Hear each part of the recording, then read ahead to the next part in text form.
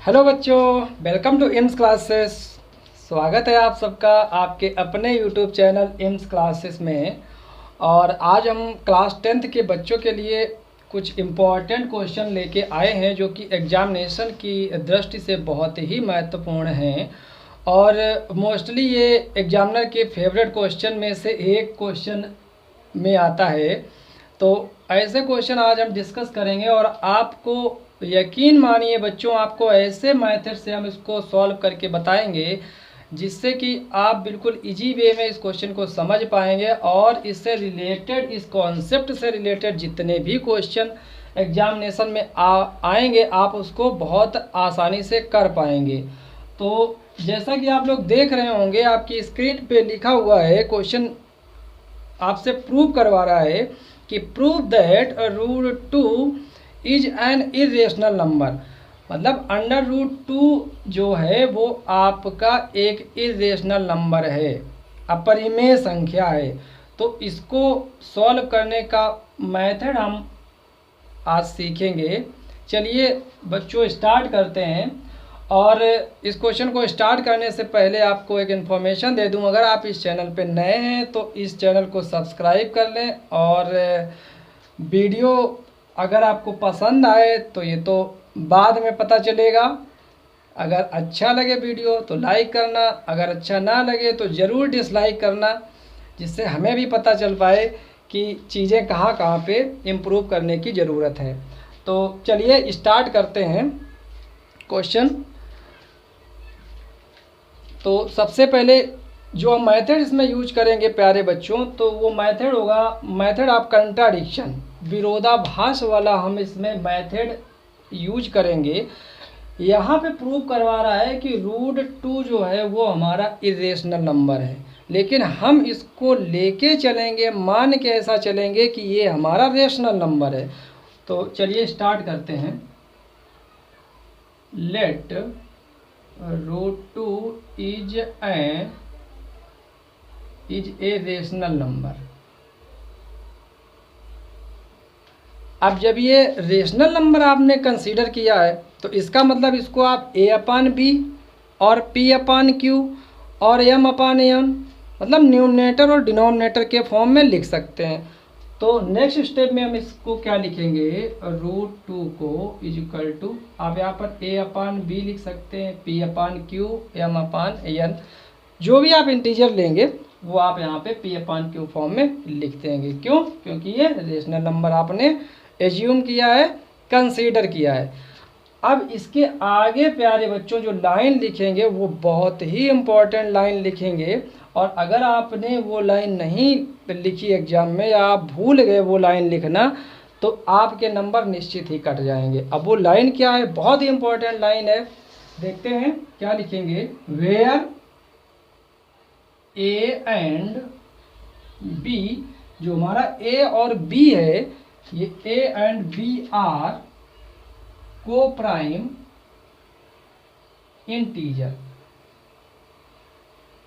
को prime integers, जहां पर हमारे a और b कैसे हैं, को प्राइम इंटीजर्स हैं। उसके साथ साथ और क्या है, and b does not equal to 0, और b हमारा 0 नहीं हो सकता।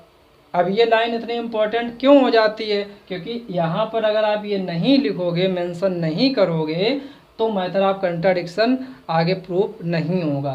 तो अगर b आप 0 ले लेंगे तो 0 से जब किसी में भी डिवाइड करते हैं तो वो इनफाइनाइट वैल्यू पहुँच जाती है, तो b हमारा 0 नहीं हो सकता।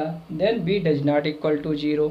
अब बात आती है बच्चों, यहाँ पर एक वर्ड हमने यूज किया यहाँ पर, को प्राइम इंटीजर्स। अब ये को प्राइम कौन सी बला है, तो पता तो होगा ही, लेकिन जिन बच्चों को नहीं पता है हम यहीं पे ही बता देते हैं कि को प्राइम होते क्या है।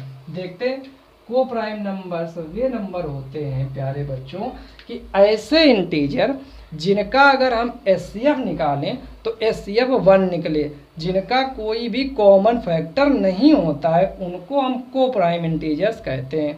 जैसे कि एग्जांपल से समझते हैं, लाइक दैट आपके पास एक नंबर 6 है और सेकेंड आपके पास एक नंबर 5 है।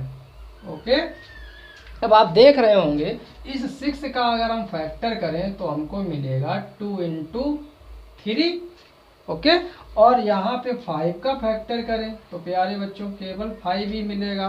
तो आप देख पा रहे होंगे कि 6 और 5 में कोई भी कॉमन फैक्टर नहीं है। It means both of numbers have only one common factor.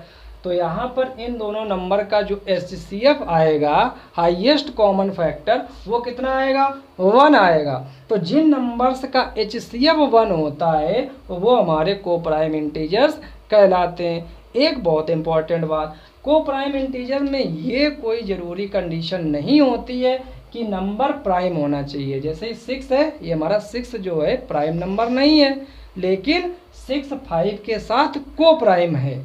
तो यहाँ पे अगर आप देखोगे तो इंटू 1 और इंटू 1 दोनों का HCF कितना निकल रहा है? 1 निकल रहा है। तो ये तो आपकी एक्स्ट्रा इन्फॉर्मेशन थी को प्राइम नंबर के रिगार्डिंग। तो ऐसे नंबर जिनका HCF 1 निकलेगा को प्राइम कहलाएंगे। तो ये आपको नहीं लिखना है एग्जाम में, ये हमने आपके रिकॉल के लिए समझाने के लिए बताया था। अब आते हैं अपने क्वेश्चन की तरफ, मूव करते हैं। हमने क्या कंसीडर किया था कि √2 जो है वो हमारा रेशनल नंबर है, तो √2 को a/b फॉर्म में लिख लिया। उसके बाद हमने इस लाइन को लिखा जो कि एग्जाम में बहुत ही नेसेसरी है, याद कर लो और भूलना मत। where a and b are co-prime integers and b does not equal to 0। Next step में प्यारे बच्चों क्या करेंगे? लिखेंगे स्क्वायरिंग ऑन बोथ साइड्स, दोनों साइड्स का वर्ग कर देंगे। तो √2 का square is equal to a/b square, whole square हो गया। तो नेक्स्ट स्टेप हमारी क्या आ जाएगी बच्चों? √2 का स्क्वायर, रूट हट जाएगा, रिमूव हो जाएगा, तो हमको मिलेगा 2 is equal to a²/b square, okay. अब क्या करेंगे? इस b को लेफ्ट साइड लाएंगे तो क्या आएगा निकल के? b² is equal to a² और 2 को राइट साइड में ले जाएंगे, ठीक। अब ये रिलेशन बहुत इम्पॉर्टेंट है हमारे लिए। अब ये रिलेशन हमको कुछ बता रहा है। क्या बता रहा है? इंटीजर्स जब आपने पढ़े थे तो आपको पता होगा कि जब 2 यहाँ पर a² को डिवाइड कर रहा है तो 2 हमारा a को भी तो डिवाइड करेगा। तो हम यहाँ पे लिख देंगे सिंपल, क्या लिख देंगे? 2 नहीं, a इज डिविजिबल बाई 2। हमारा a जो है वो डिविजिबल है, भाग इसमें जा रहा है, किससे? 2 से। तो a हमारा डिविजिबल है 2 से। तो यहाँ पे क्या लिखेंगे? इस इक्वेशन को हम लिख सकते हैं इक्वेशन फर्स्ट, ओके। अब और इसको आप इक्वेशन ले सकते हैं a ले लो, ओके। नेक्स्ट स्टेप में क्या करेंगे?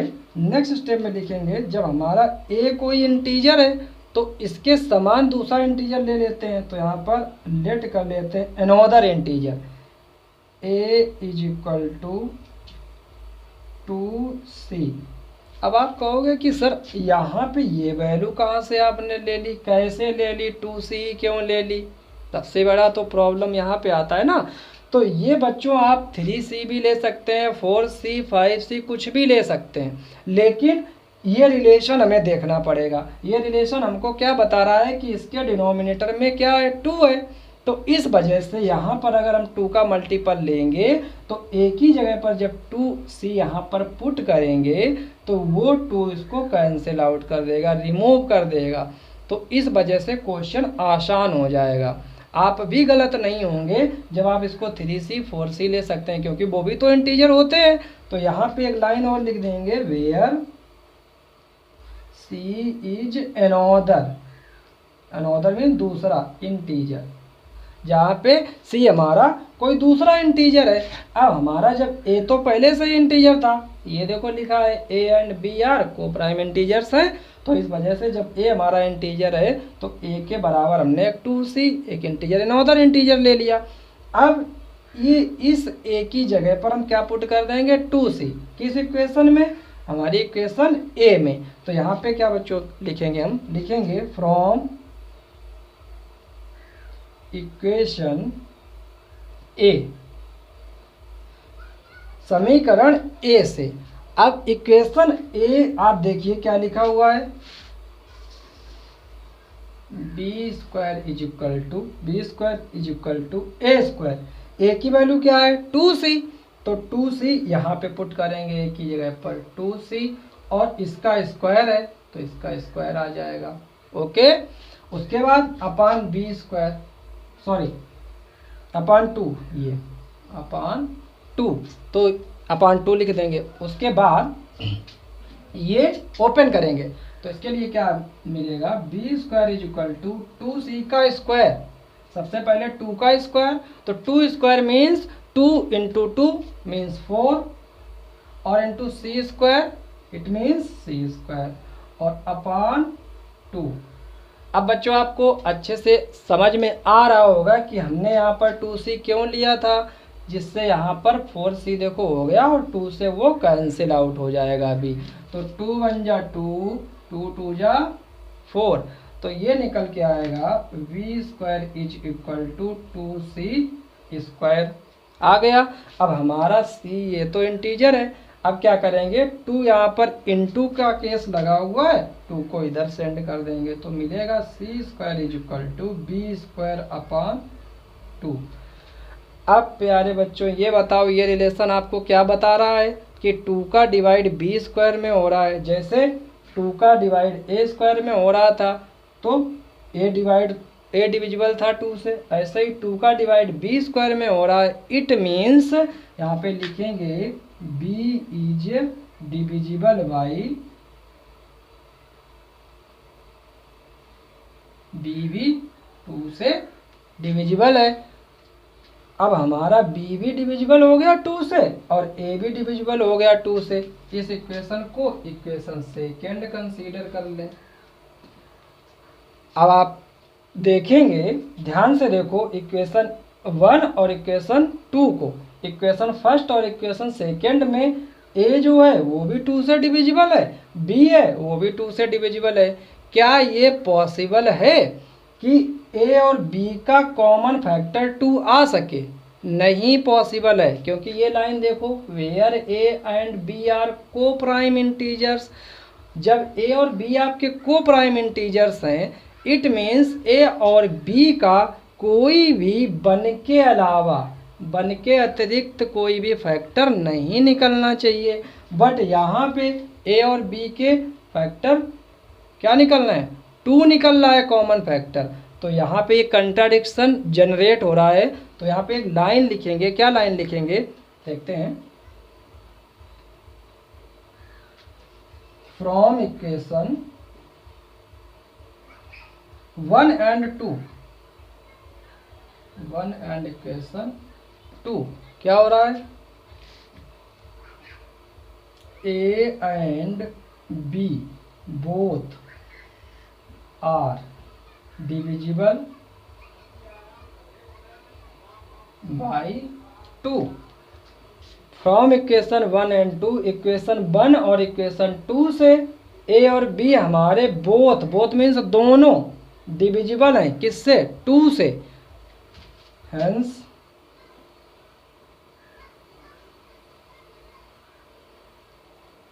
हियर कंट्राडिक्शन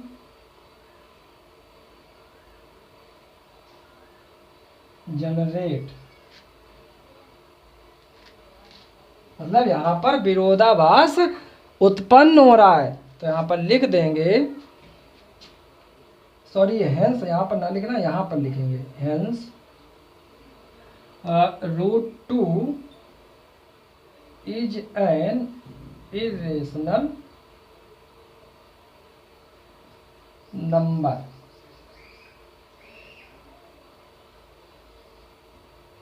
तो आई होप आपको ये मेथड और ये चीज़ें अच्छे से समझ में आई होंगी। प्यारे बच्चों, आपको ऐसे ही बहुत इम्पोर्टेंट क्वेश्चंस हम लाते रहेंगे और सारी चीज़ें आपको मिलती रहेंगी इस चैनल पे। वीडियो आपको अगर पसंद आया हो तो वीडियो को लाइक करें और शेयर करें। थैंक यू बच्चों, थैंक्स फॉर वॉचिंग, बाय।